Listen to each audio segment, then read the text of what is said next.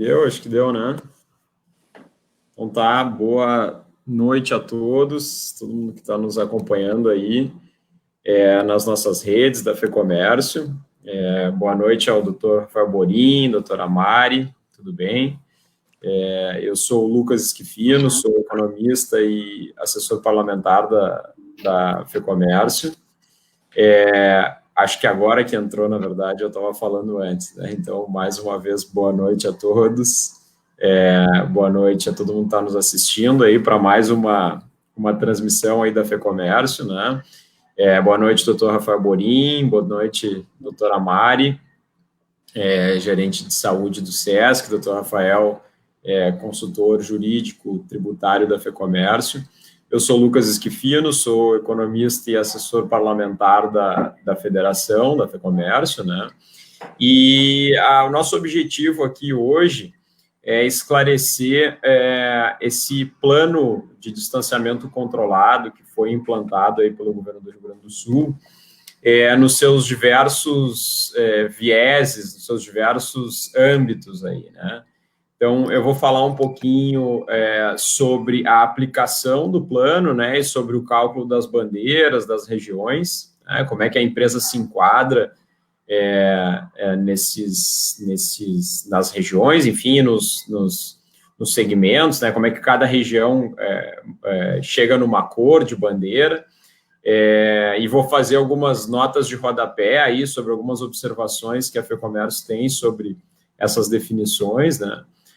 A doutora Mari, então, vai falar depois um pouco para a gente sobre os protocolos específicos relacionados à área da saúde, né, os protocolos de higiene, enfim, que são obrigatórios a praticamente todos os segmentos, em todas as bandeiras, todos os níveis de risco.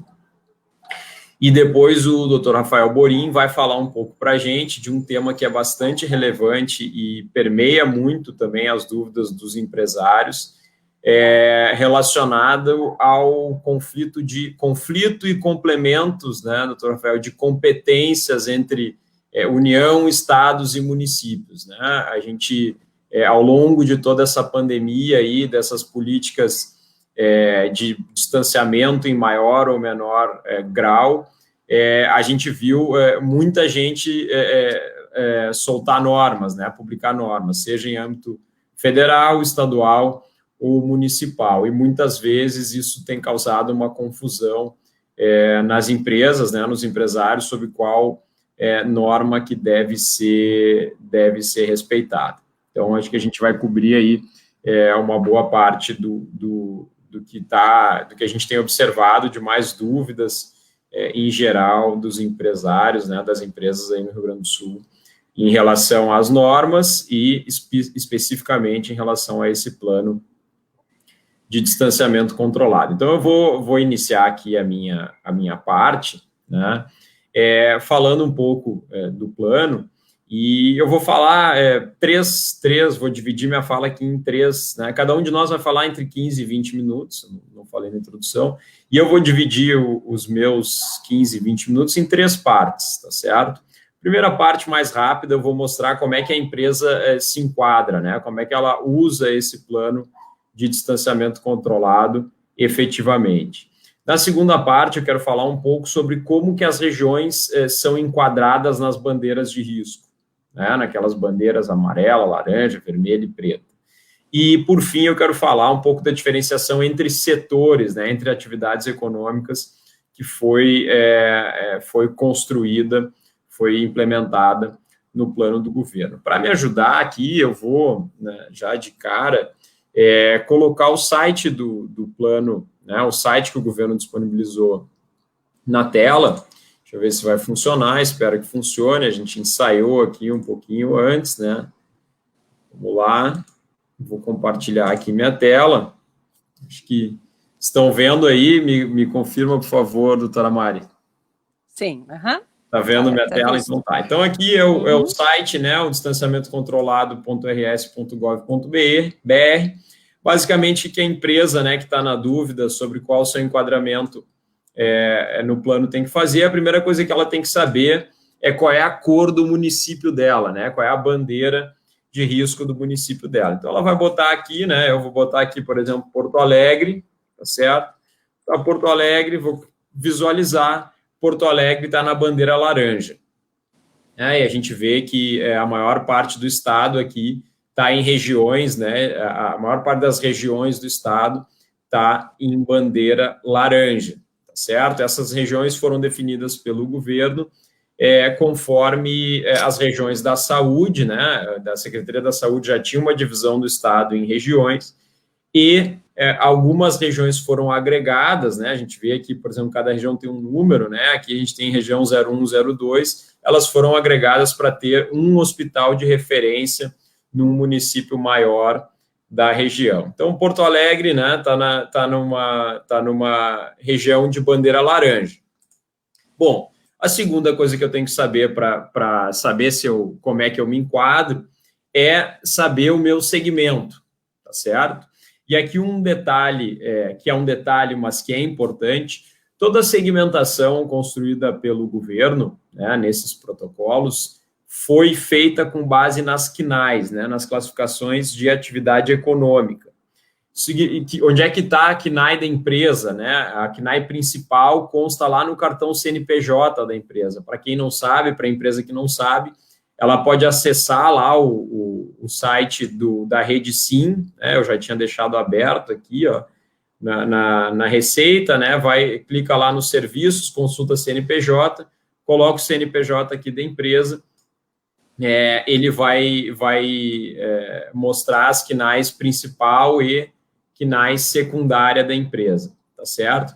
Com isso, né, todas essas CNAEs, essas classificações de atividade econômicas, elas têm um número, né, tem um código. Os dois primeiros números desse código são que determinam a atividade econômica da empresa, né, na segmentação utilizada pelo governo. E esses dois primeiros números, né, sempre estão dentro de seções, tá certo? Então, as seções, grandes seções que o governo utilizou aqui são essas aqui, né? Então, eu vou usar uma, por exemplo, né, um dos principais segmentos aí que a FEComércio representa, um dos maiores, que é o comércio, tá certo? Poderia usar aqui serviços também, né, alojamento, alimentação, serviço de informação, enfim, mas vou pegar aqui o comércio. Então, aqui a gente faz o download, né, dos protocolos do comércio. Eu já deixei aberto aqui o comércio na bandeira laranja, né, para não acontecer aquele problema do ao vivo. E aí, o que a gente enxerga aqui? Ó? A gente enxerga uma tabela, tá certo? Onde a gente vai poder ver, né, a empresa vai saber, conforme, como eu falei, aqui nessa coluna aqui que eu tô passando o mouse, né, a flechinha, conforme os dois primeiros dígitos da CNAE dela, né, da classificação de atividade econômica, ela vai saber qual é a regra que ela tem que respeitar. Claro que aqui a gente já está na bandeira laranja do comércio, porque a gente partiu de Porto Alegre, que está na bandeira laranja, mas lá no site, eu vou voltar aqui no site, né, é possível baixar o protocolo de todos os setores para todas as bandeiras aqui.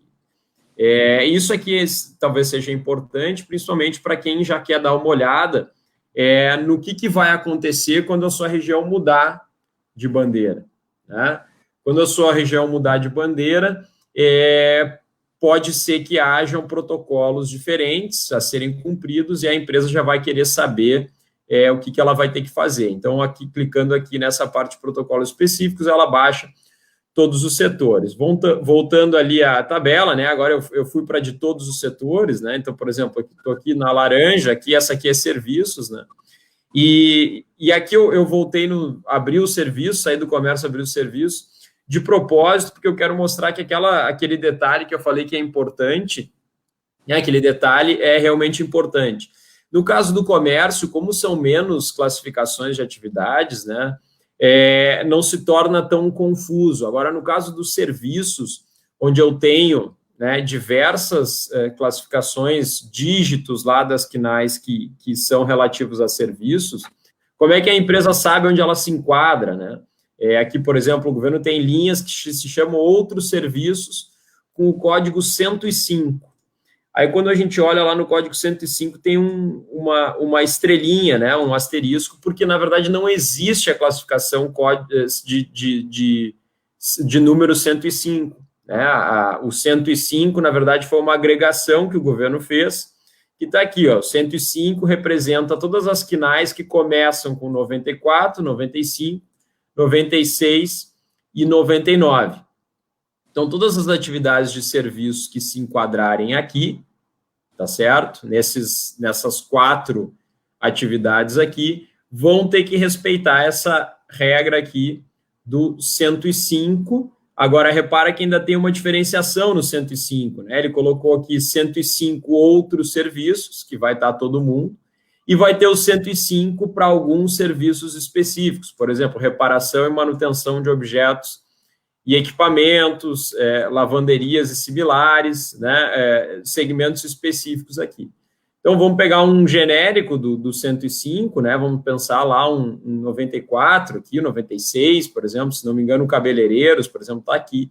Ele sabe que na bandeira laranja aqui, tá, eu tô chutando aqui o cabeleireiros, tá, por favor, quem está nos assistindo que é desse segmento, pesquisa lá, eu não vou abrir aqui agora, mas no site do IBGE, não vou abrir por uma questão de tempo, mas no site do IBGE a gente consegue olhar todas as atividades aqui, tá? Então, até vou abrir aqui, já que eu coloquei, né?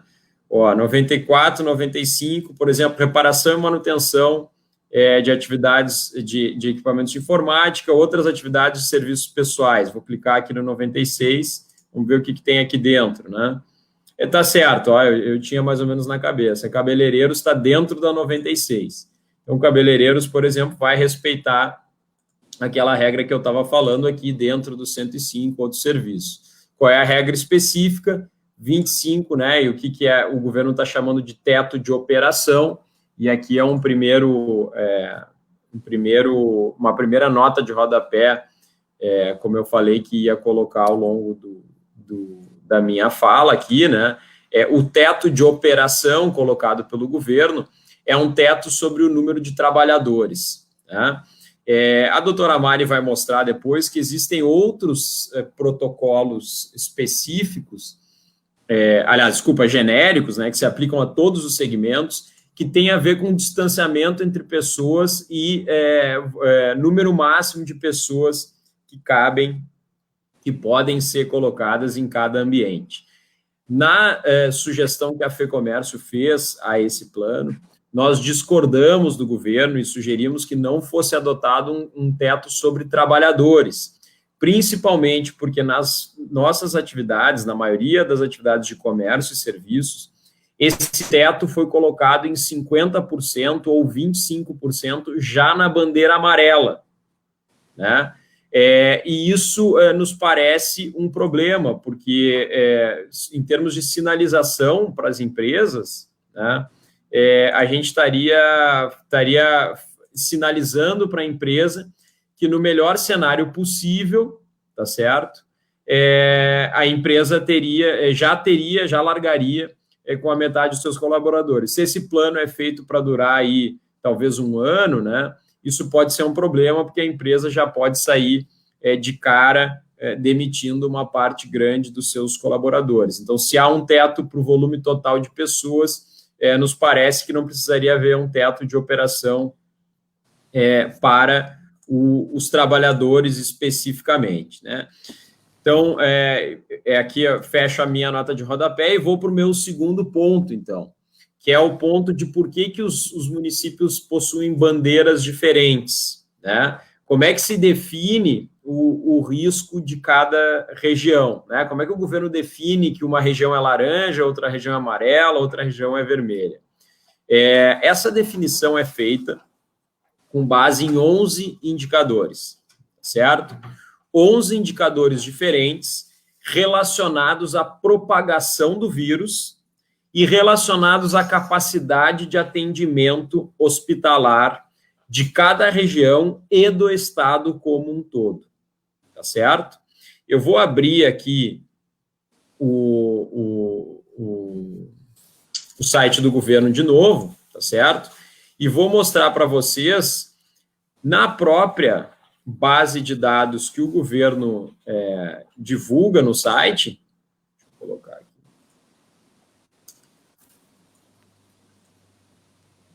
Estão me vendo de novo? Vamos lá, aqui no site de novo, tá certo? Tem um link para a base de dados completa. Se a gente faz o download, né, baixa essa base de dados completa aqui, vem esse arquivo em Excel que parece muito complexo e de fato, até tem bastante dado aqui, mas eu vou focar no que nos importa, porque a gente está tentando entender, tá certo? Então, o que eu estava falando? Que são 11 indicadores, né? Então, os 11 indicadores aqui nessa planilha do cálculo das bandeiras, eles estão aqui nessas 11 colunas, certo? Para cada indicador desses vai ser enquadrado em uma bandeirinha, né? Cada indicador vai ter a sua bandeira para cada região. Então, vamos pegar aqui um exemplo, esse primeiro indicador, né? Que o governo utilizou aqui para medir velocidade do avanço, que é o número de casos novos confirmados nos últimos 7 dias em relação ao número de casos novos nos 7 dias anteriores, que é para dar uma ideia de velocidade com que o vírus está se propagando. Dependendo do valor que é atingido pela região nesse indicador aqui, né, ela ganha uma bandeirinha para esse indicador. Então, cada região vai ter 11 sub-bandeirinhas, tá certo? Cada uma delas associada a um desses indicadores. Daí, essas 11 sub-bandeirinhas, para cada cor diferente, existe um número. Então, a bandeira amarela vai virar o número 0, a bandeira laranja vai virar o número 1, a bandeira vermelha vai virar o número 2 e, se for bandeira preta, vai virar o número 3. A partir daí, o governo calcula uma média desses numerozinhos de cada bandeira, dos 11 indicadores, onde nessa média cada bandeira é ponderada por um peso, tá certo? Que está aqui em cima, né, do seu indicador, e com base nisso, com base nessa média, se chega à bandeira final da região. Essa bandeira final é a média essa média ponderada que eu descrevi agora, arredondada, tá certo? Esse arredondamento segue a mesma lógica das subbandeiras, né? Se o arredondamento chegar em 0, a bandeira final da região é amarela, se chegar em 1, a bandeira final da região é laranja, se chegar em 2, a bandeira é vermelha, se chegar em 3, a bandeira é preta. E ainda, além disso, existe um redutor de bandeira. O que é esse redutor de bandeira? Independentemente da bandeira calculada final aqui, da média ponderada, se a região tiver tido nos últimos 14 dias até 5 casos confirmados, né, que a gente vê nessa coluna E aqui, tá certo? Só 5 regiões tiveram isso, né?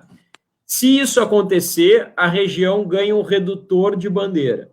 Então, podem ver que todas as regiões que estão amarelas hoje no estado são porque tiveram esse redutor de bandeira. Tá vendo aqui, por exemplo, a região de Taquara, que está amarela, né? A bandeira final é 0 amarela, ela teve esse redutor de bandeira, senão ela estaria na bandeira laranja, tá ok? Então, é assim que a gente calcula as bandeiras das regiões do estado. Voltei aqui para a tela. Voltei, né? E aí eu queria fazer alguns comentários, 2 notas de rodapé aqui antes de ir para o meu tema final, tá certo? E um primeiro ponto que eu queria ressaltar aqui é que a gente fala muito, e o próprio governo fala muito na questão do plano, do método científico, né, de seguir a ciência e de se usar a ciência para tomar decisões nesse plano, né? E aqui eu queria fazer uma observação, né?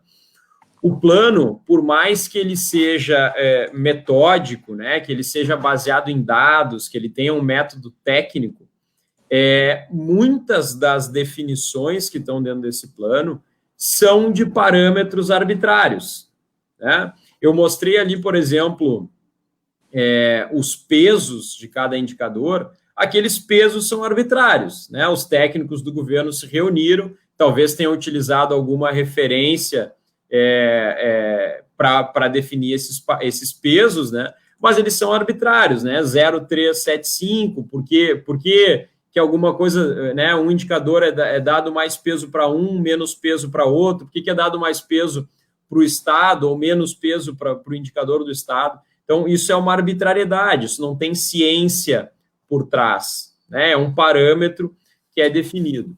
Outra coisa que é completamente arbitrária, né, nesse plano, e não tem nada de ciência por trás, são as faixas de valores que levam a cada bandeira. Então, quando eu falei ali das 11 subbandeirinhas, tá certo? Para se chegar numa cor, né, ou num valor para cada uma delas, as faixas de valores, então vamos pegar lá, por exemplo, eu mostrei a velocidade ali, né? A velocidade, ela se não me engano, até 1, né? Se existe uma estabilidade, é colocado na bandeira amarela. Deixa eu jogar a tela aqui de novo, que vai ficar mais fácil da gente ver. E aí eu vou mostrar para vocês os pesos aqui, ó. Isso aqui está no próprio site lá do governo, de novo, na parte de metodologia, tá certo? Então, olha só, naquele indicador que eu tinha pegado, né, que eu tinha pego antes, a velocidade do avanço, número de novos casos nos últimos 7 dias em relação aos casos dos 7 dias anteriores. Se essa divisão aqui for 1, tá? Essa bandeirinha vai ficar amarela. Se ela for de 1 até 1,5, ela vai ficar laranja. Se ela for de 1,5 a 2,5, ela vai ficar vermelha. Então, quer dizer, aqui tem um parâmetro que é colocado aqui, né, que é imputado. Por que é 1,5 e não 1,75, por exemplo, ou 1,6 ou 1,7? Né? Então, isso aqui é um parâmetro arbitrário que é colocado no plano. Ele não tem nada de científico, né? Não existe um teste aqui por trás para se dizer qual que seria o parâmetro. E aqui não é uma crítica, tá? Até porque não há como se estabelecer um método estritamente científico para um plano de distanciamento controlado, porque ele nunca foi usado, né? A ciência, quando a gente usa o termo científico, ciência tem a ver com uma consolidação de conhecimento, né, que é feito ao longo do tempo, com base em estudos, vários estudos, né, sobre o mesmo tema, né? Então, por exemplo, o que seria um método científico, aqui um plano científico? Toda vez que eu tenho febre, por exemplo, eu coloco em prática o plano de tomar paracetamol.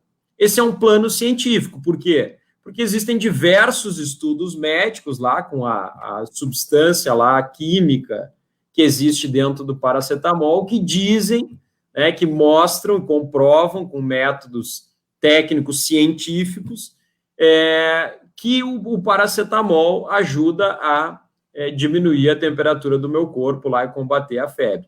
Agora, não existiu, né, ao longo do tempo, e não tem como ter existido, diversos planos de distanciamento controlado que calculam bandeiras para 11 indicadores, de forma que a gente possa testar para saber se aqui, na verdade, a bandeira laranja teria que ser colocada com o parâmetro 1, ou com o parâmetro 2, ou com o parâmetro 2,5.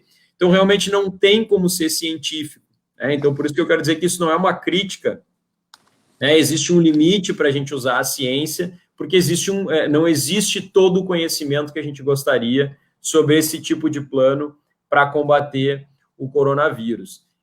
Eu só faço essa observação e me parece relevante, principalmente porque quando a gente demanda, né, e a FEComércio atuou muito tentando calibrar da melhor forma possível as restrições às atividades do comércio, né, a gente tem que entender essa característica do plano, para que não pareça, né, doutora Mari, que a gente está pregando algo que é irresponsável ou que está indo contra a ciência, né, num sentido assim de que a gente está negando algo, né? Na verdade, a gente está tentando entender como é que é o plano e mostrando que existem, sim, arbitrariedades que a gente pode tentar discutir, e assim como se define de um jeito, pode ser definido de outro jeito, com base no que a gente sabe e no que cada medida tem de impacto, né?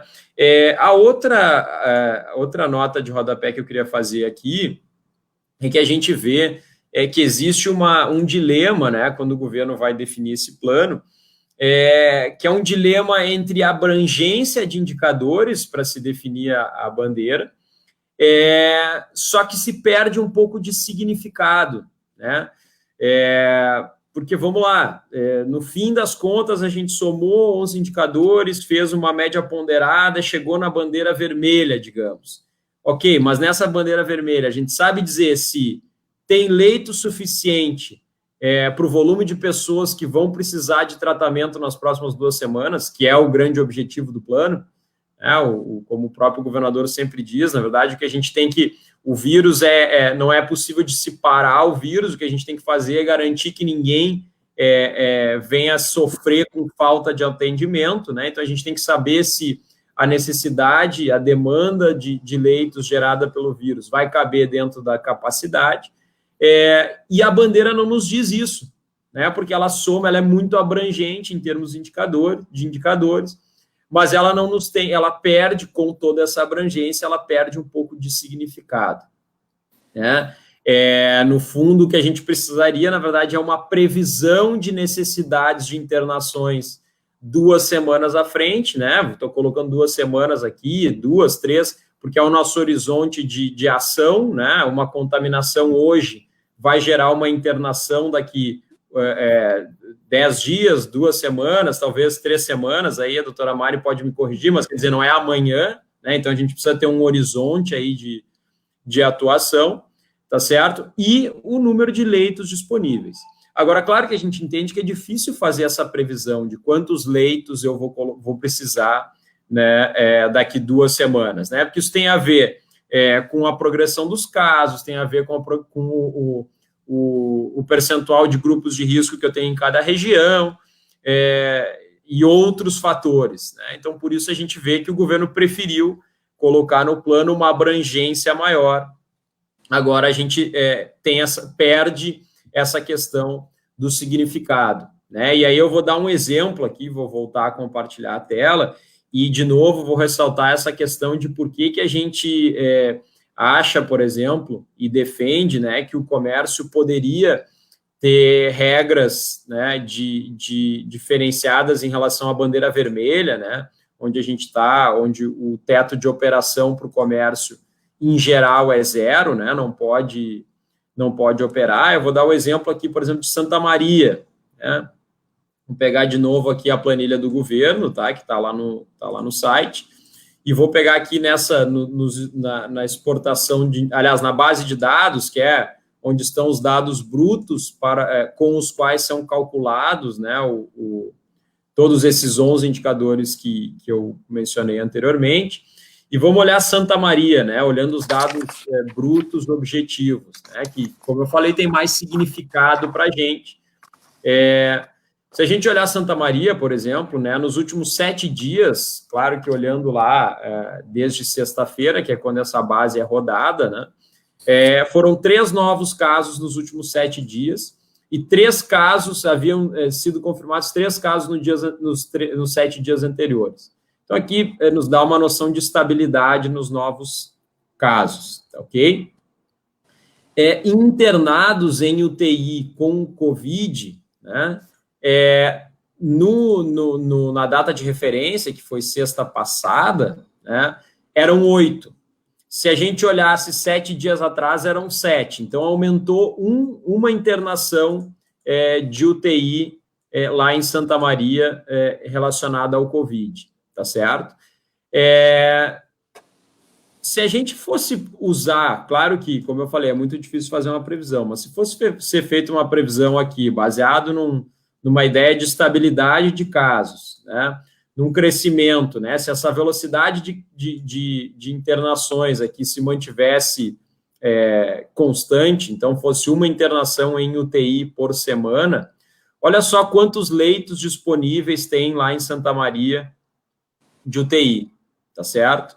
São 25 leitos de UTI disponíveis. Então, se né, claro que eu estou colocando aqui, se fosse uma internação nova por semana, levaria 25 semanas.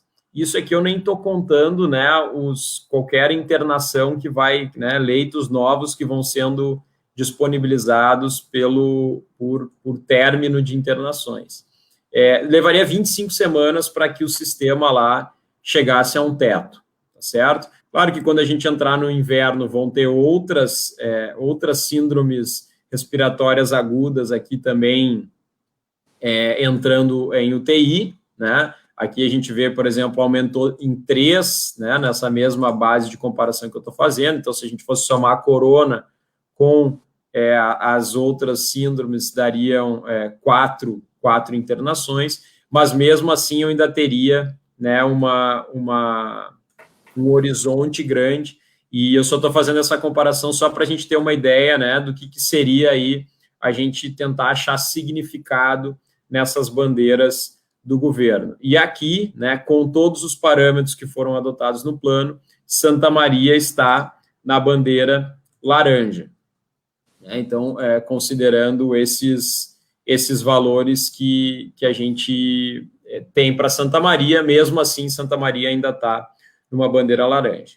E eu vou passar, eu já esgotei meu tempo aqui, e eu vou passar para minha última observação, que é relacionada aos critérios setoriais, né? Por que os setores têm regras diferentes? O governo criou um índice setorial, eu vou mostrar aqui com base na apresentação do governo. O que é o índice setorial? O índice setorial, ele deixa eu compartilhar minha tela aqui de novo, para facilitar.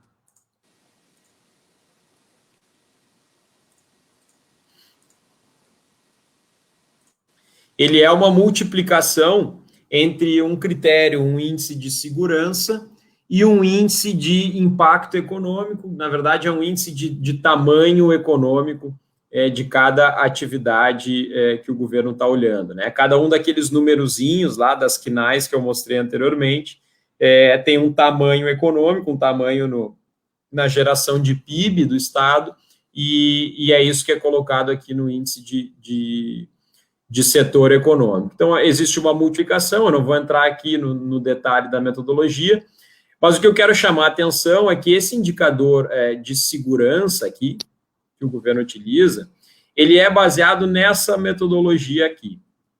O que é essa metodologia? Uma metodologia americana, lá do Ministério do Trabalho americano, que utiliza 3 questões aqui, 3 itens, né, para medir o risco de cada atividade econômica, que é com qual frequência os trabalhadores têm exposição a doenças e infecções, o quanto esse trabalho exige de contato com outras pessoas e em qual extensão esse trabalho requer proximidade física com outras pessoas, né? E aí, com base nesses 3 indicadores, se coloca um risco para as atividades.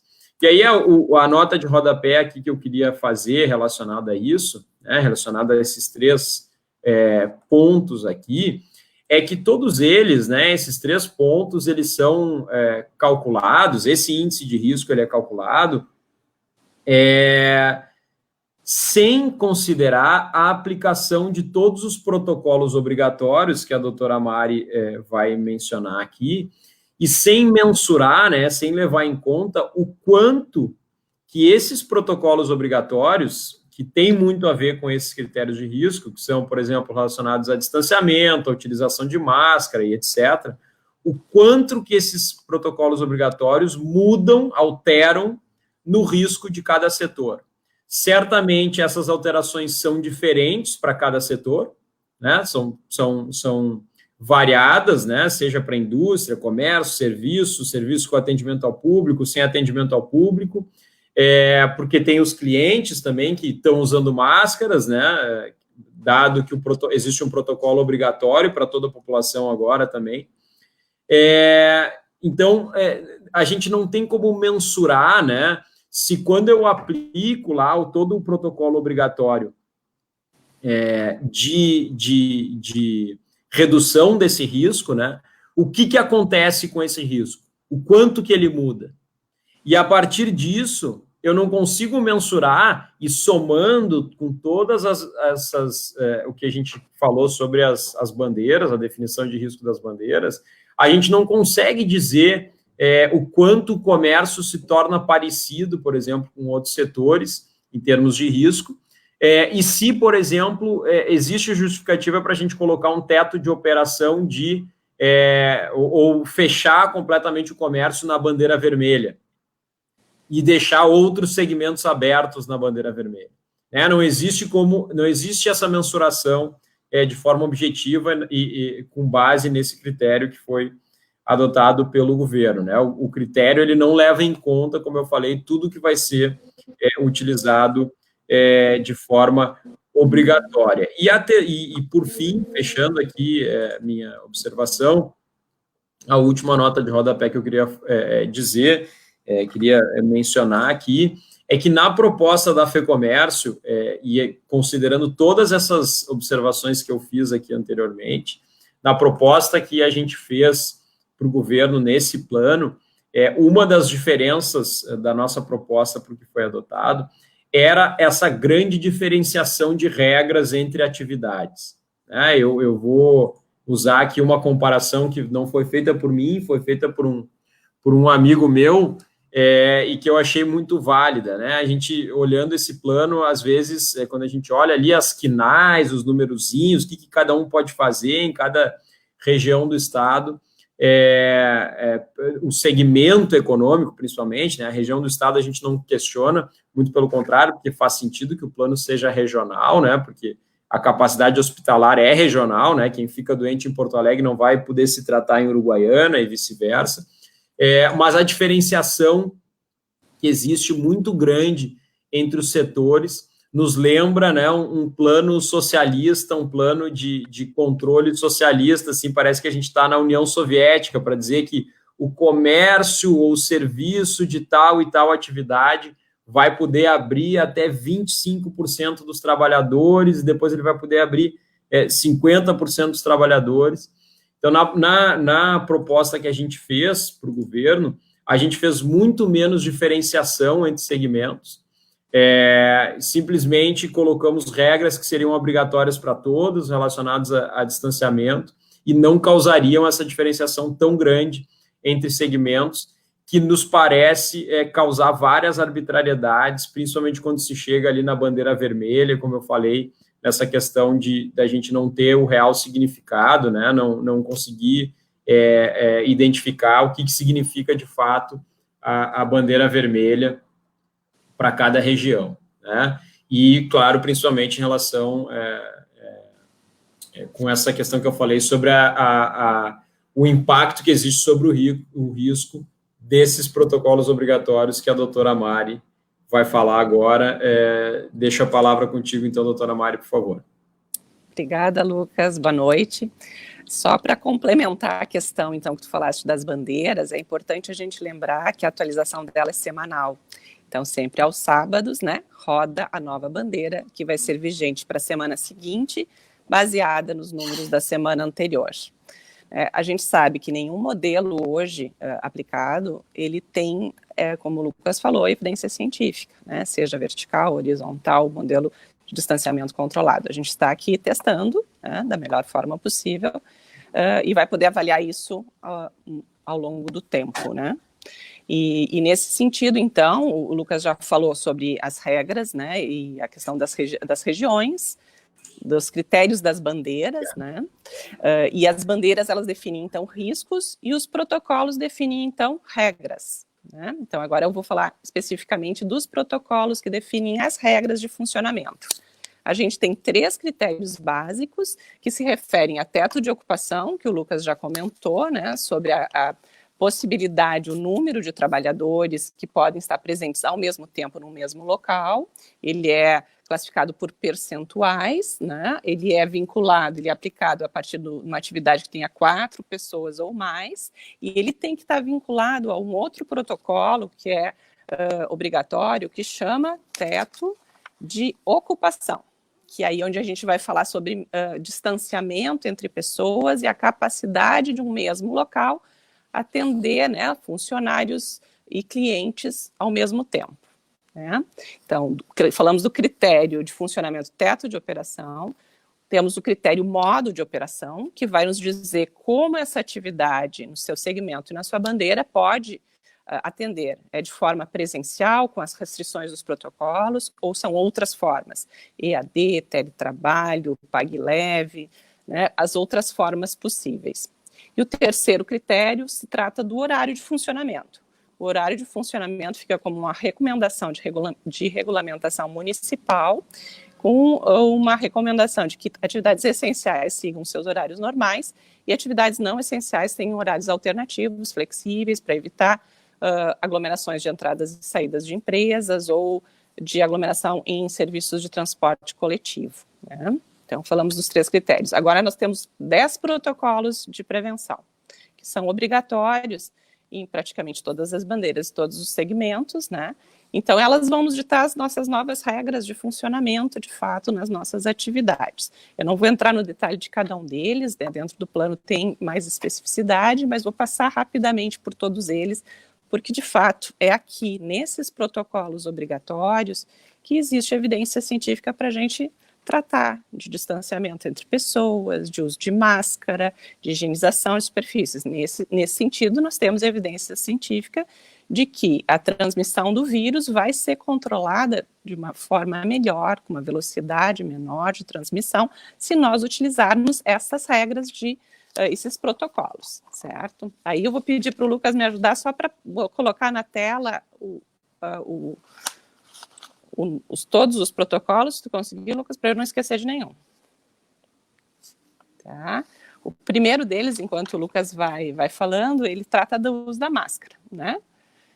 A máscara é de uso recomendado, seja ela cirúrgica, TNT, de algodão, o correto uso, a correta higienização.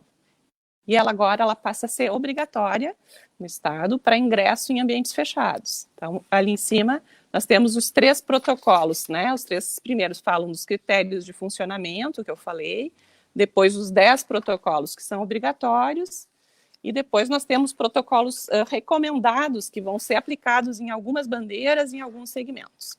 Aí, sempre que você for entrar no seu plano, na sua bandeira, no seu segmento, vai estar ali marcado protocolos obrigatórios e protocolos recomendados, conforme a bandeira, conforme a região.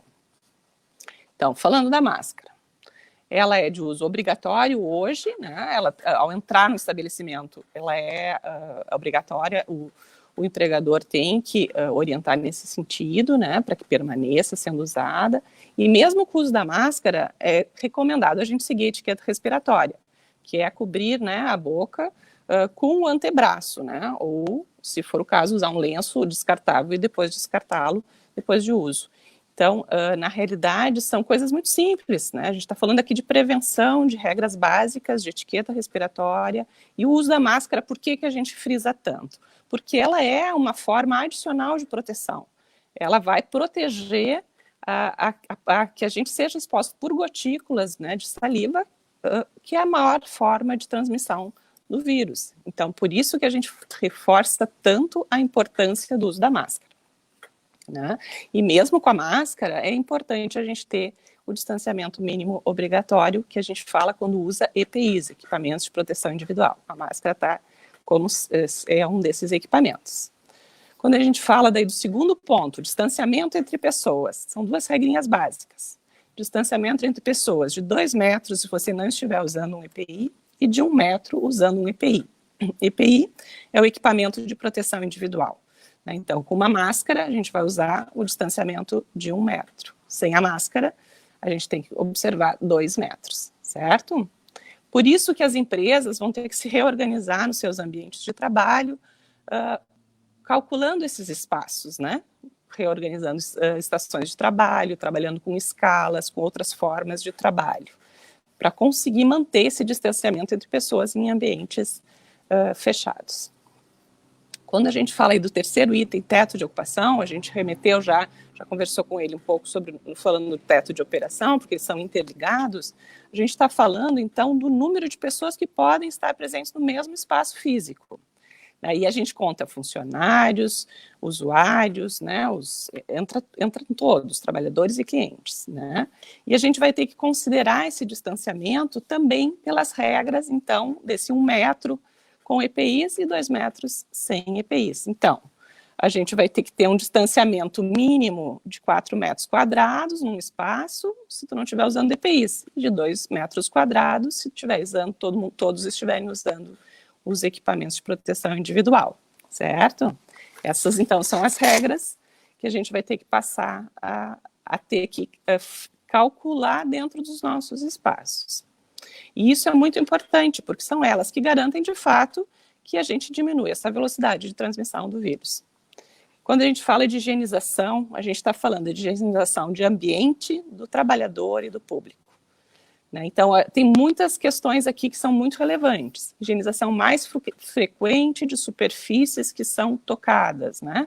Portas, maçanetas de portas, os corrimões, né? Os botões de elevadores. A higienização dos trabalhadores, lavar as mãos com água e sabão com frequência, ter acesso a essa possibilidade. Se não for possível, ter o álcool a 70% para poder utilizar, né, como uma forma de higienização das mãos. A mesma coisa para o público, ele vai ter que ter acesso na entrada do estabelecimento a esse produto. Então, são várias questões aí que entram outras questões também, ventilação de ambientes, limpeza de filtros e ar-condicionado, enfim, né?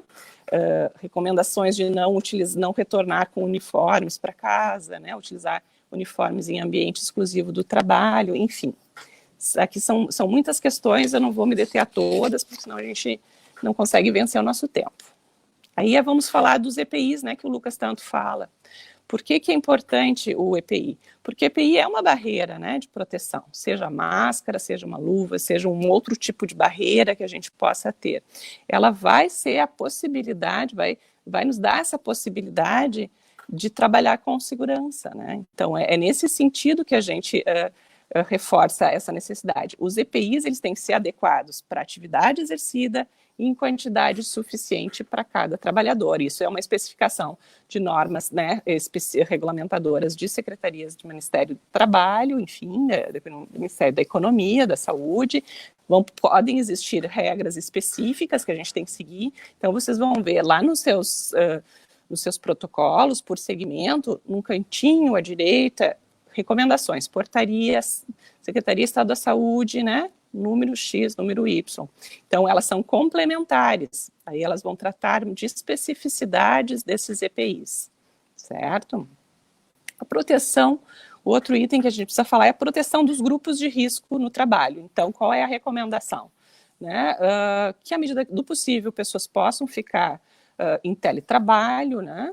E essas pessoas de grupo de risco, se não puder ficar em teletrabalho, estejam numa condição segura no seu ambiente, né, com menor risco de exposição. O que são as pessoas do grupo de risco? É só para a gente relembrar, né? São pessoas que tenham 60 anos ou mais, né? E são pessoas que possuem doenças crônicas, como cardiopatias, pneumopatias, imunodepressão, algumas das doenças renais crônicas, enfim, são várias doenças, e aí também temos portarias, às vezes, específicas que a gente tem que se atentar, né, outras do Ministério da Saúde ou da Secretaria Estadual da Saúde, certo? Outro item bem importante é o afastamento de casos positivos ou suspeitos. Aí entra uma ação, né, da empresa, de todos, na verdade é uma ação coletiva, né, onde a gente precisa sinalizar se está com algum sintoma gripal, né, se tem um caso confirmado de Covid, seu familiar, e aí isso exige afastamento imediato, encaminhamento para serviço de saúde, né, e o acompanhamento disso. Isso é algo importante, porque isso vai nos possibilitar essa manutenção dessa segurança ao longo do tempo, né? Isso vai diminuir o risco de um surto, por exemplo, né? Então, de a gente ter mais casos no mesmo ambiente. Surto é definido, nesse caso, quando a gente tem 2 pessoas com sintomas com intervalo temporal de 7 dias, né? Digamos assim, até 7 dias de início dos sintomas. Todos esses casos de síndromes gripais ou de casos suspeitos são de notificação compulsória. Então, isso é muito importante para a gente garantir também que a gente tenha a segurança, né, e possa agir de forma rápida quando a gente tiver algum caso suspeito dentro das nossas empresas, certo? A gente ainda tem alguns outros protocolos de cuidados no atendimento ao público, né? Então, a gente vai ter que disponibilizar álcool gel, fazer o distanciamento dos 2 metros nas filas, né? Deixar cartazes afixados com essas informações, atendimento individualizado para grupos, né, de risco, se a gente puder, horários ou setores específicos, enfim, né, já entrando agora na questão do atendimento diferenciado de grupos de risco, que são também os, né, com idade igual ou superior a 60 anos, enfim. E a gente ainda tem um outro item que trata mais específico das portarias, que são restrições específicas à atividade. O segmento saúde tem algumas portarias específicas, o comércio tem outras, enfim. Aí a gente vai ter que olhar no detalhe essas portarias para poder ver se está atendendo de forma completa a todas. Parece bastante coisa, né? Falando assim, parece muita coisa. Mas, assim, a mensagem mais importante que eu quero deixar de todos esses protocolos é que medidas simples fazem toda a diferença.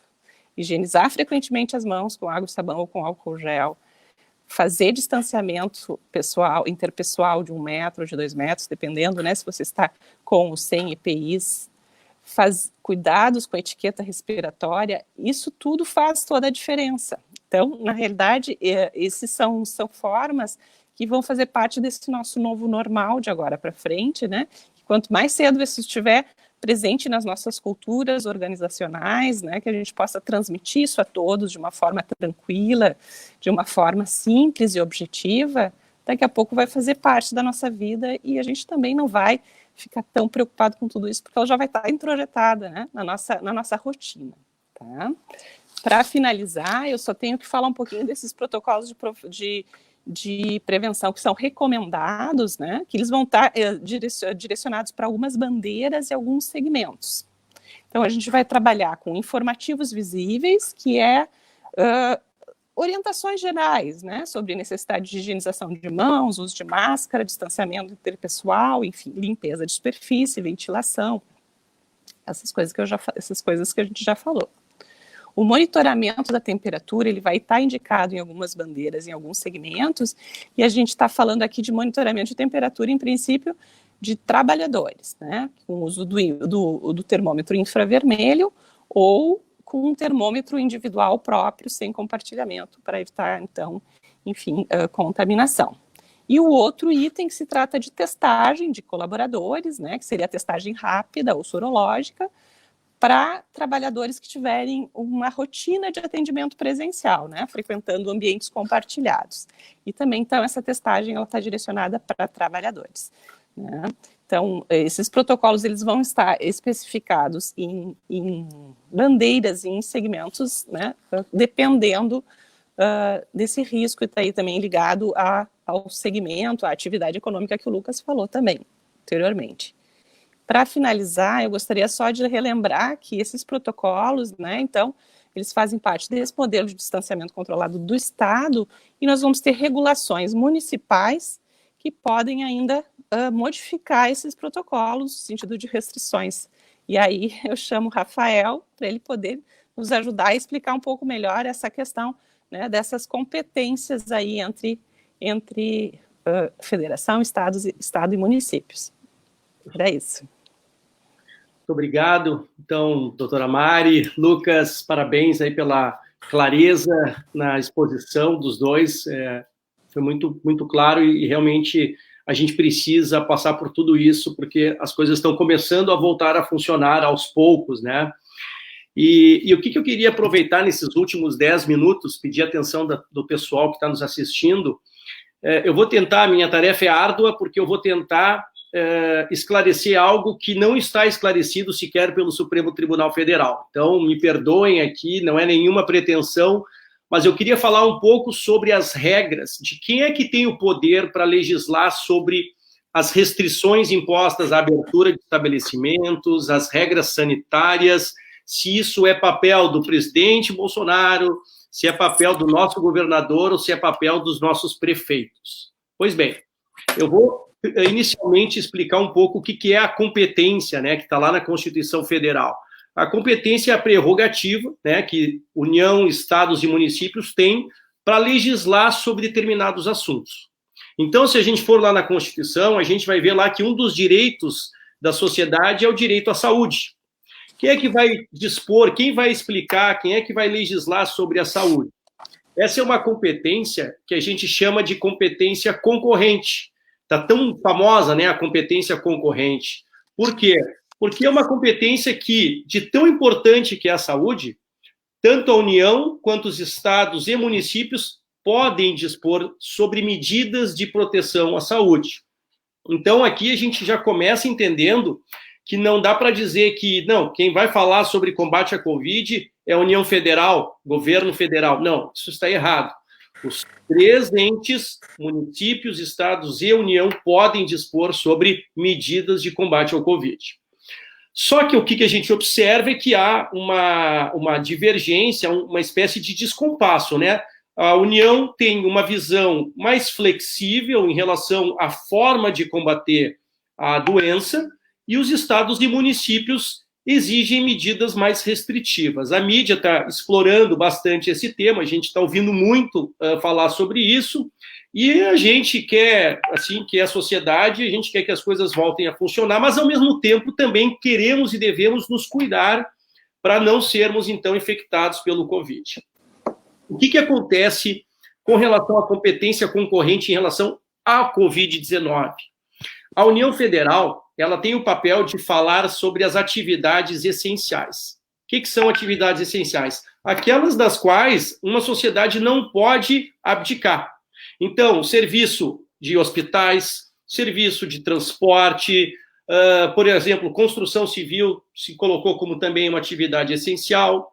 Então, essas atividades, todas elas são legisladas pela União Federal. Acontece que os estados e municípios também podem legislar sobre atividades essenciais e assim o fizeram. Nós tivemos um recente episódio em que a gente viu claramente que as coisas não estão sendo muito bem conversadas entre União, estados e municípios, que foi o episódio dos salões de beleza e das academias de ginástica. O que aconteceu ali? A União entendeu que academia e salão de beleza faz parte do direito à saúde da sociedade e, por isso, teria que ser enquadrado como atividade essencial. Nunca esqueçamos, se é uma atividade essencial, é obrigatório, mesmo durante a pandemia, estar aberto. Né? Um hospital não pode dizer, olha, amanhã não vou funcionar, porque ele é uma atividade essencial, ele tem que estar aberto. Então, ficou uma dúvida. Afinal de contas, se o governo federal aumenta essa lista de atividades essenciais e coloca lá academias, salão de beleza, escritórios, tudo isso passa a ser essencial a partir de um decreto, e é isso que gerou uma discussão muito grande, que a gente viu que muitos governadores disseram, não, a União Federal não tem essa prerrogativa de aumentar essa lista das atividades essenciais, e isso muito provavelmente vai terminar numa discussão do Supremo Tribunal Federal. Uma outra dúvida que existe também, e aqui realmente atinge muito as nossas vidas, está atingindo muito, é quem tem poder para abrir ou fechar o comércio e para fixar regras de restrição à abertura do comércio? São os estados ou são municípios? Tá? Essa é uma dúvida muito grande. O estado do Rio Grande do Sul, se ele entender que o comércio de shopping center, comércio de rua não pode abrir, o município pode agir de forma contrária e publicar um decreto mandando abrir? Bom, se a competência é concorrente, o que é importante a gente entender? Se os estados não falarem nada sobre a abertura do comércio, não proibirem a abertura do comércio, a responsabilidade por essa competência passa para o município. Então, vamos dar um exemplo do que aconteceu no estado do Rio Grande do Sul. O estado do Rio Grande do Sul tinha uma política até o final de abril, tinha um artigo expresso que dizia que o comércio, os estabelecimentos comerciais não poderiam abrir, salvo os essenciais. Então, não podia abrir. Os municípios seguiram essa norma. Alguns municípios foram contrários a essa norma estadual e disseram o seguinte: não, no meu município eu vou deixar que o comércio possa funcionar. O que acabou acontecendo? O Ministério Público entrou com ações judiciais contra essas prefeituras, aqui no nosso tribunal, e obteve liminares suspendendo a abertura deste comércio. Por quê? Porque, segundo o nosso Tribunal de Justiça, na questão do combate ao Covid, um município não tem a prerrogativa de abrir o comércio considerando que essa pandemia ela tem uma contaminação, uma infecção que pode atingir outros municípios. Então, esse foi o entendimento do nosso tribunal, não vou aqui criticar, não vou elogiar, mas foi o nosso entendimento e serve de paradigma, serve de precedente para todos os prefeitos, né? Então, ir contra o decreto estadual na questão de abertura de estabelecimento não vai dar certo. No entanto, se o governador do estado passar essa responsabilidade para as prefeituras, aí sim a prerrogativa passa a ser da prefeitura. Eu vou dar o exemplo aqui da cidade de Porto Alegre, em que o nosso estado, né, governador, através de um decreto 55.240, determinou o seguinte: estabelecimentos comerciais podem abrir desde que respeitem 4 requisitos. Medidas sanitárias permanentes, medidas sanitárias segmentadas, que foi bastante debatido aqui nessa live de hoje, e normas municipais vigentes. Ou seja, o que o Estado está fazendo? Ele não vai se manifestar sobre esse ponto e vai deixar que a competência concorrente passe a ser do município. Prefeitura de Porto Alegre, através do decreto 20.564, permitiu a abertura do comércio para micro e pequenas empresas. Então, esse é um exemplo de hoje como é que está essa regra, né, da competência entre estados, municípios e União Federal. Eu queria finalizar só trazendo aqui um ponto que está no decreto estadual, que diz o seguinte, que isso é muito importante, porque a doutora Mari, que expôs de forma bastante clara, e o Lucas, todos os requisitos sanitários, né? Utilização de máscaras, distanciamento, higiene de mãos, tudo isso está disciplinado hoje num decreto estadual. O que o município pode fazer em relação a isso? Tá? Ele não pode flexibilizar. Ele pode restringir ainda mais. Ele pode dizer que daqui a pouco, naquela localidade, naquele estabelecimento, ao invés de ele ter 20% de público tendo acesso, ele pode dizer que é 10%. E por que isso? Porque se entende que o prefeito tem também conhecimento da sua situação local. Então, para fazer esse fechamento e passar a palavra para o Lucas, que vai fazer o encerramento da nossa live com as suas colocações finais, só dizer que discussão de competência, primeiro, não está 100% definido no Poder Judiciário. Aqui no Rio Grande do Sul, municípios não podem contrariar os estados naquilo que os estados expressamente disserem. Se o estado silencia e não diz nada sobre a abertura de algum estabelecimento, pode o município legislar nesse sentido.